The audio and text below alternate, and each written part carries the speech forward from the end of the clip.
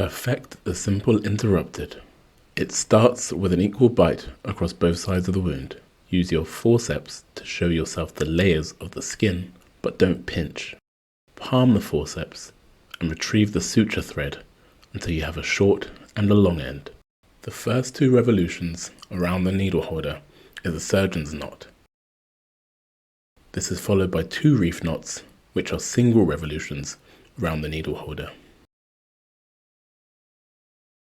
Ensure you cross both sides of the skin at equal depth.